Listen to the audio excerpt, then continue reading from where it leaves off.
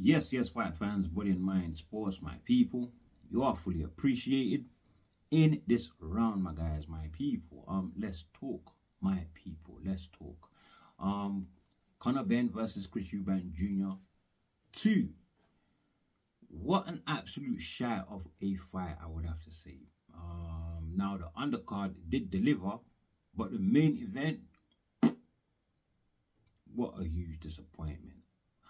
From the performances of both fighters, not just Eubank Jr., who actually fought ahead of this fight, had the upper hand just because of his size. I thought he had the slight edge in skills and the psychological advantage after the first win. So I had him to win via a wide unanimous decision. Now it was unanimous decision and it was wide, but it was not Junior. It was Conor Benn, my guys, my people. Um, you know, Conor Benn, he changed the outlook of this fight via changing the tactics that he employed really from the first fight. This time around, he wasn't so emotionally invested, swinging wild, fighting at a pace where he's not thinking about what he's throwing. He slowed things down a bit more in this fight and was way more methodical, variated his jab, changed levels, jabbing to the body, and had Chris Eubank Jr. biting absolutely every feint that he feinted at Junior. Even his head movement, his footwork, the herky jerky sort of movement that he was making was throwing Chris Eubank Jr.'s timing and his accuracy way off, way off. Even his confidence, you can tell it wasn't all there in the ring. You know, it's like, not even it's like, it was blatant that he had reserved himself to just boxing and counterpunching Conor Benn, who bizarrely was beating Chris Eubank Jr. with his jab. Jab for jab, Conor Benn was beating Junior, the bigger man. And I thought there's something wrong here. Right from early doors, he was doing this. So I thought, you know what, yeah, there's absolutely something not right here. That's not what was happening in the first fight. So why now? Why now, my guys, my people? Absolutely crazy that even Eubank's shots, his jab, his power shots, no meat behind them, his legs not all there, his balance not all there. It's like nothing about him seemed sure, my guys. Nothing about him seemed sure. So it was absolutely terrible and sad to watch, actually. Very, very sad to watch. You know, but why this performance? Because it's not like he was beat by an outwardly performance by Connor. It was B level at best. B level at best, my guys, my people. Um, Junior himself is a B level fighter, I would say, but a B level fighter that is bigger and slightly better than Connor. You know, so why this? Why this? Some are blaming the performance on, you know, the rehydration stipulations that Junior had to follow. The fact that he been cutting down to 160 for such a long time in his career into his 30s. He is now 36. That is finally taking a toll on him. Another factor, he's just 36 years old. So in the by standards of the game now, he's old. So maybe he's short, absolutely short, my guys, my people. And I would say, this is my saying. I say it's it is a total of all three. It's a totalization of all three. Is there such a word as totalization? But it is a total of all three conditions, my guys. You know, because as you get older, your metabolism slowing down. Is harder and harder to get off the weight and cut down. It is harder and harder. And he showed evidence of that. Also, as you get older and your body slows down, it's harder and harder to make camp. The camp is way more exhausting, takes more out of you. Um, Even recovery time in between fights is way longer, my guys, my people. Um, Possibly that's why we see fighters like Terence Bud Crawford and Usyk only come into fight just once a year and still putting up great performances. Even though we might think that the more a fights within a year, the more active they are, then they're more likely to keep their tools sharp, um, and put up great performances.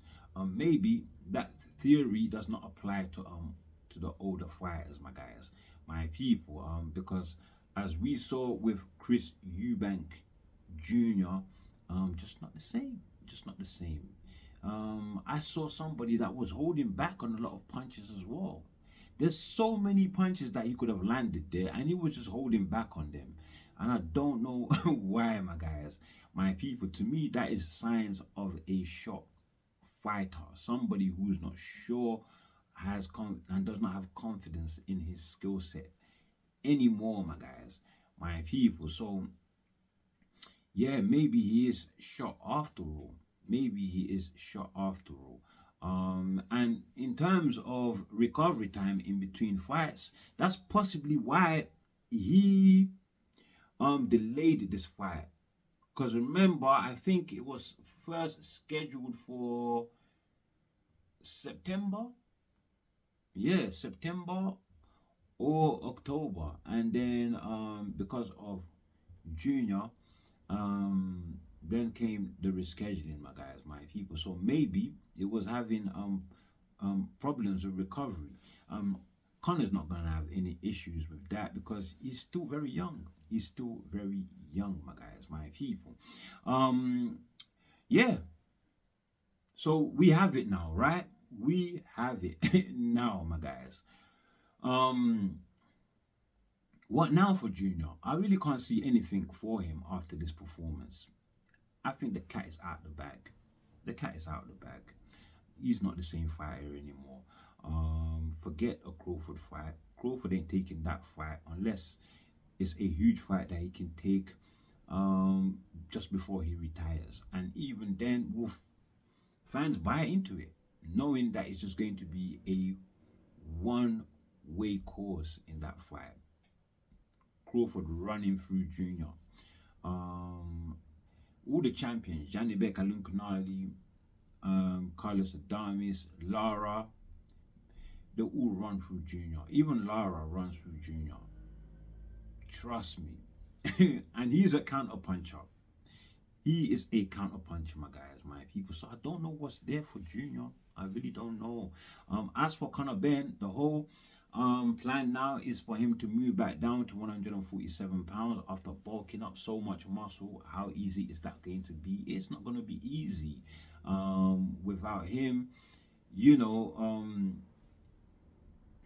depleting some of his strength, his power, even his stamina. So he can't crash diet, so to speak, 2 weight classes down.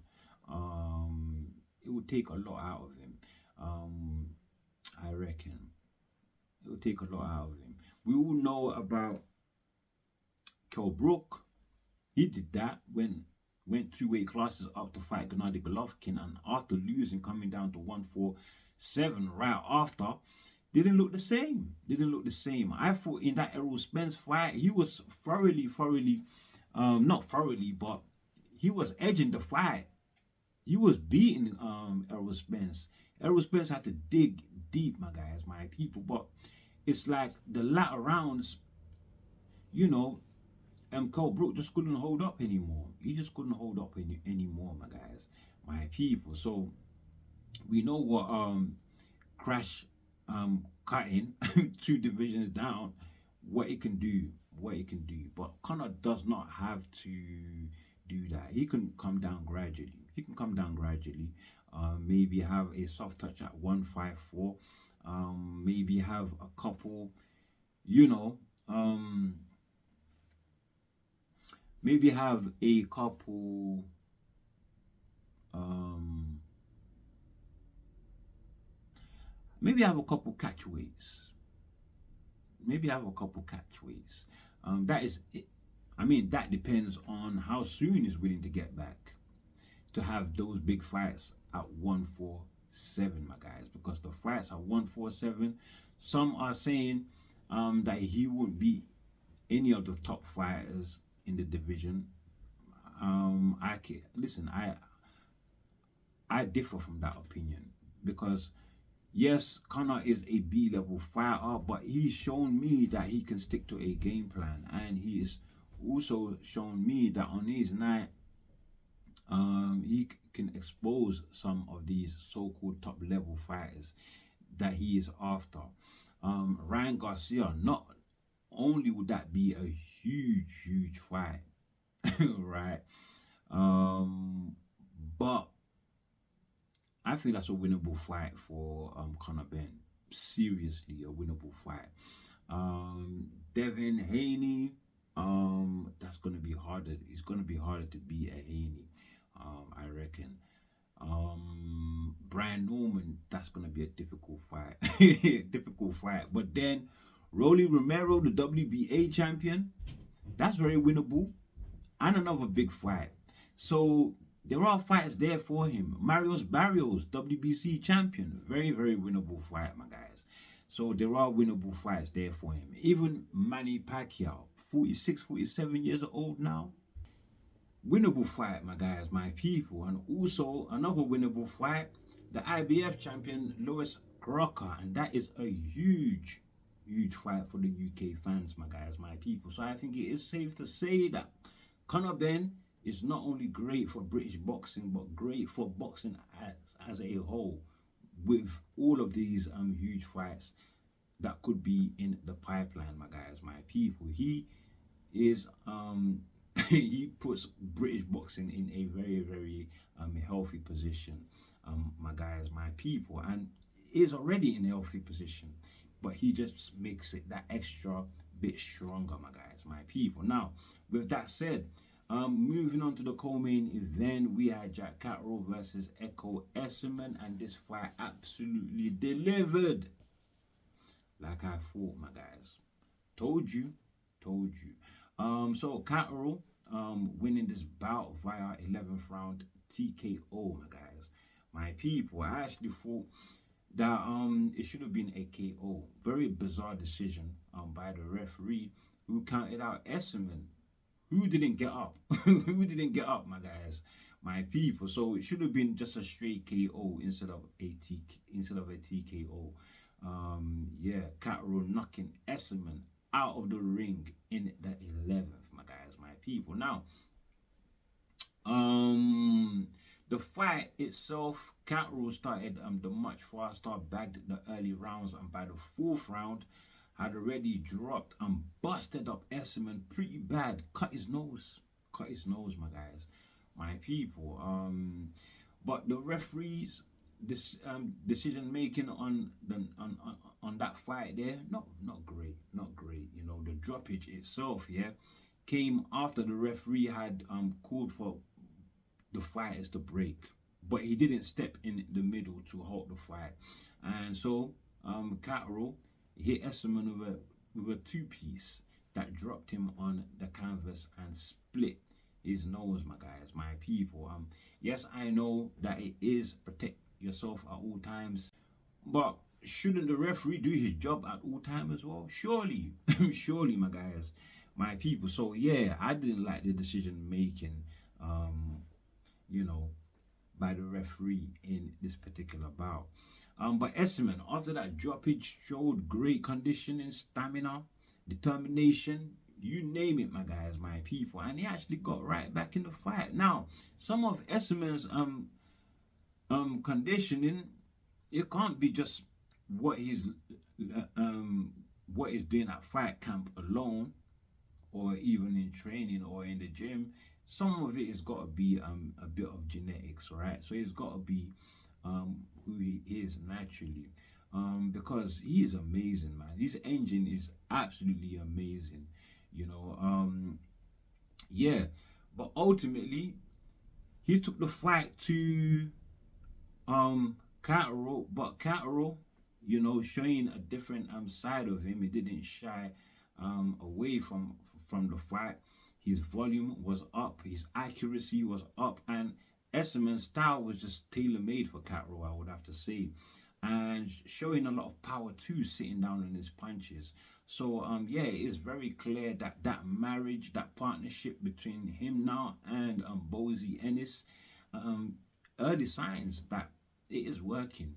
Early signs that it is working, my guys, my people. So I want to see more. I want to see more, my guys, my people. But great win there by Catterall, who is now targeting the champions at 147.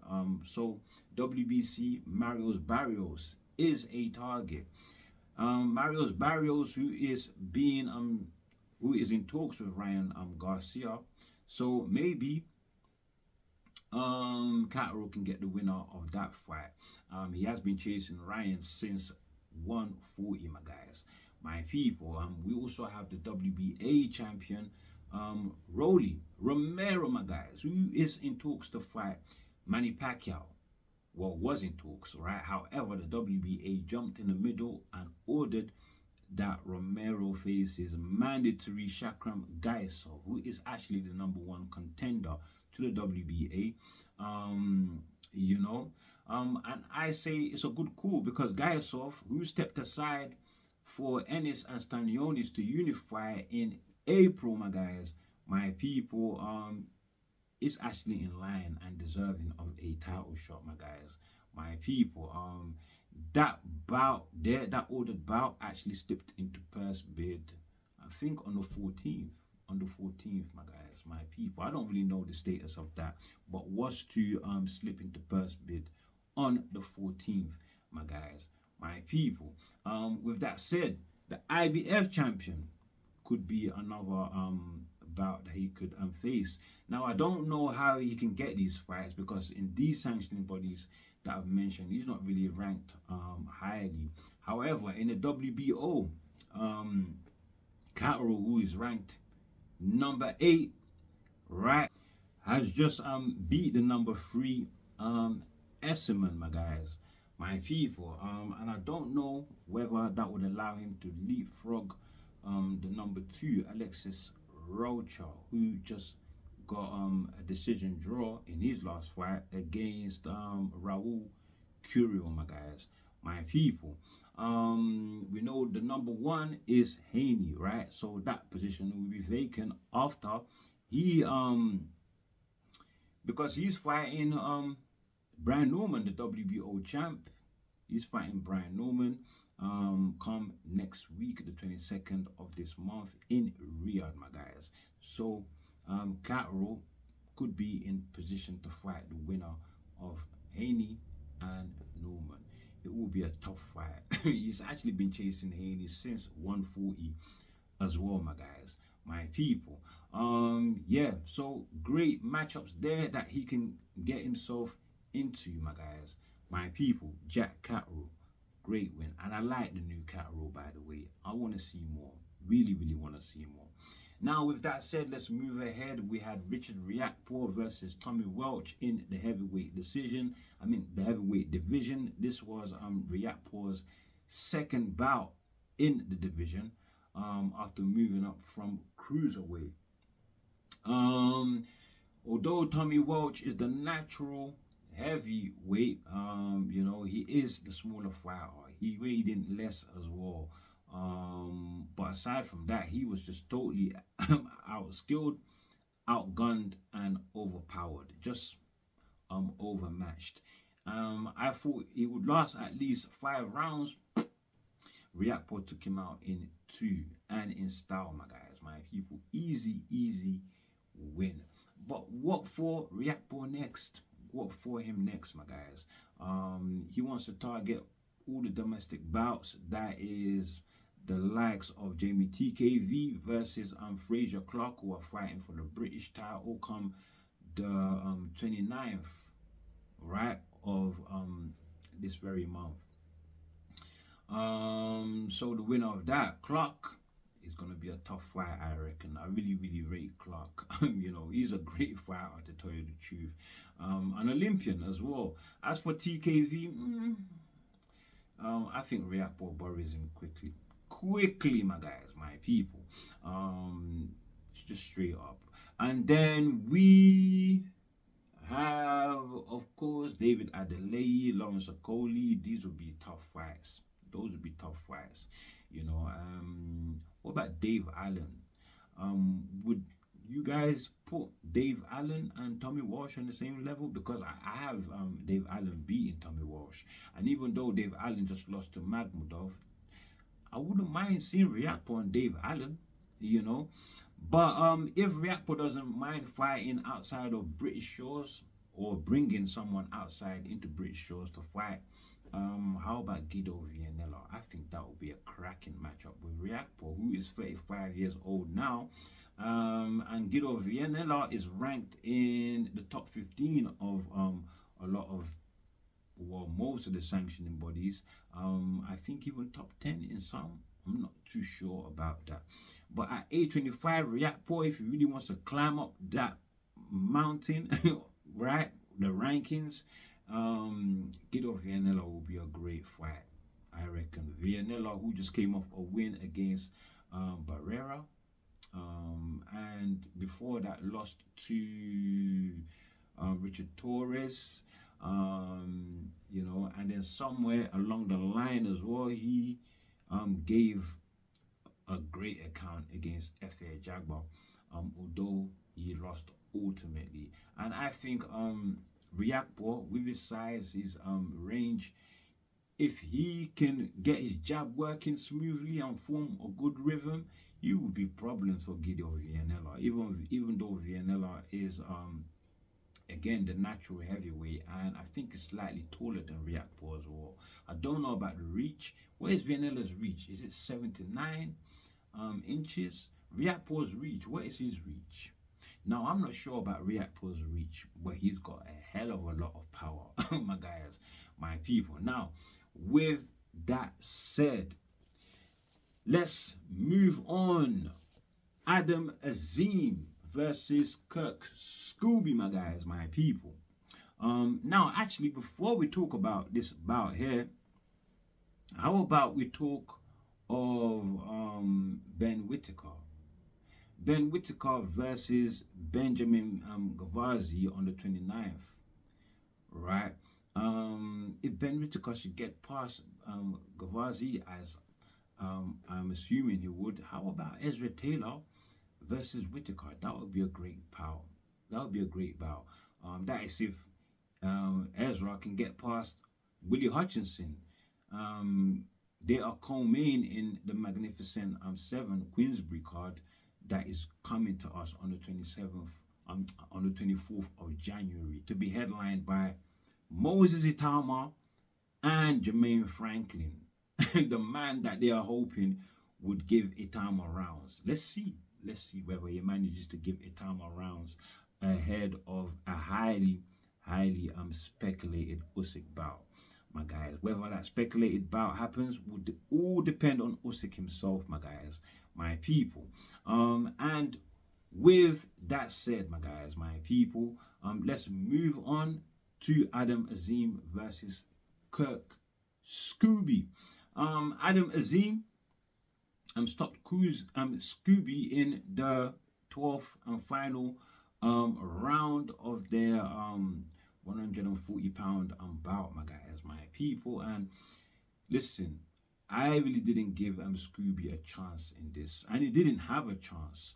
I actually thought he'll get knocked out by the 5th round, you know, but that wasn't the case. He showed that he was a tough assailant, if nothing else, you know. So he put up a fight. He just was overmatched, totally overmatched. And Azim all the things that Kurt Scooby was doing to get under his skin ahead of this fight. In the ring, he just wanted Scooby to pay for all of that talk. You could just tell, and because the way that he was digging into those punches, targeting the body, the head, man, man, boy, oh boy. And I knew this was gonna happen. That it would be an easy fight for Azim because I'm very high on Azim from quite a long time.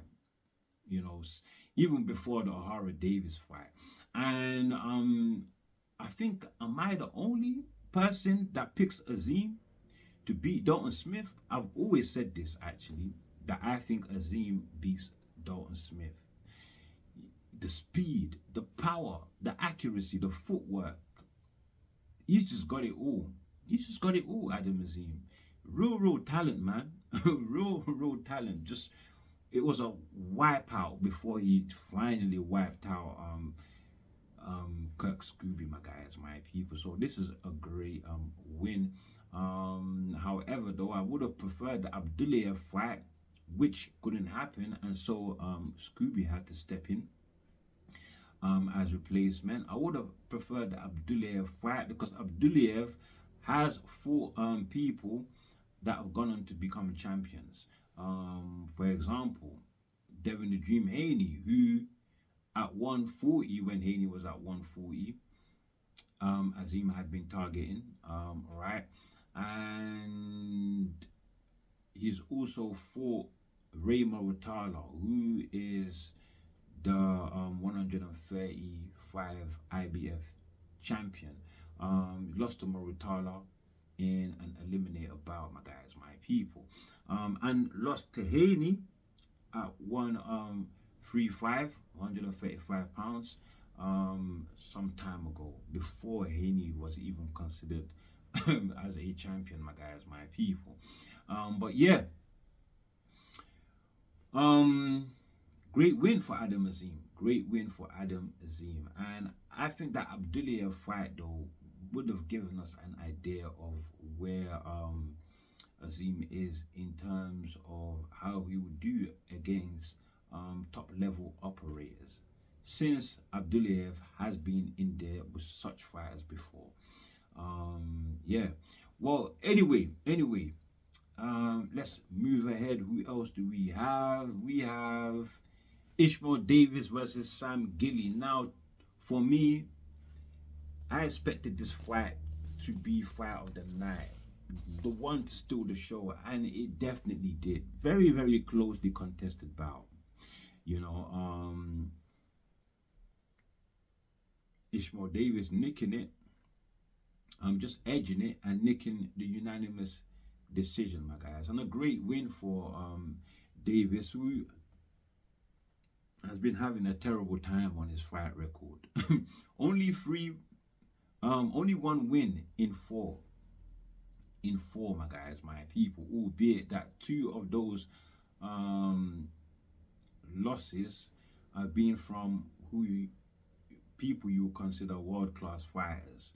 That is Josh Kelly and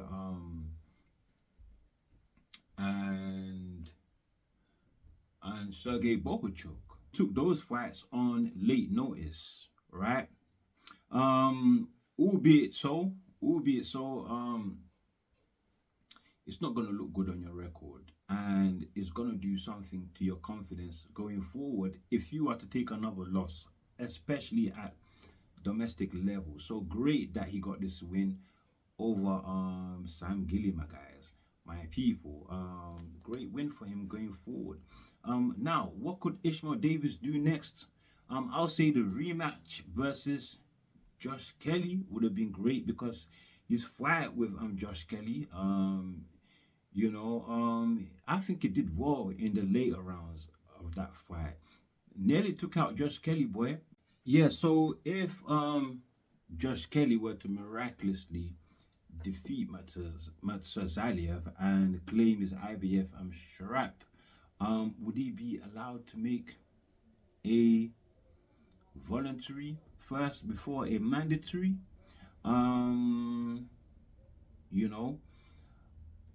And even if he is allowed to make a voluntary, right? Can he fight Ishmael Davis? Because Ishmael Davis is not in the top 15 of the IBF rankings. And I know that could be an issue with some of the sanctioning bodies. Even if Kelly loses, that rematch will be superb. On final bout, we had Mickey Talon versus Fazan Rashid. Is it Rashid? Shahid. Shahid, my guys, my people. This was a flyweight bout. Um, Mickey Talon defeating Shahid in 5 rounds of a 6 round bout. So this was a prospect bout, my guys, my people, and the only or should I say, just the second knockout on Talon's record, my guys, my people, which is great to see. You know, knowing that in the lower divisions, even in the early stages of a fighter's career, hardly knockouts, hardly knockouts. If you go on Talon's box record, it is filled with oppositions with huge losing records, but he's not managed to put them out. He's not managed to put them out. That being said, I'm not gonna write off Talon because it is the flyweight division, my guys. As I have said, knockouts don't come that often, and by the eye test, he's a talent, isn't he? He is a talent, my guys, my people. I'm interested in who they could match him up next, my guys, my people. But with that said, that's all I have for you on this one. And before you leave, do like to share, subscribe, of course. Drop your comments below, and as always, my people, stay super blessed, and I'm out of it. Until the next one, stay blessed.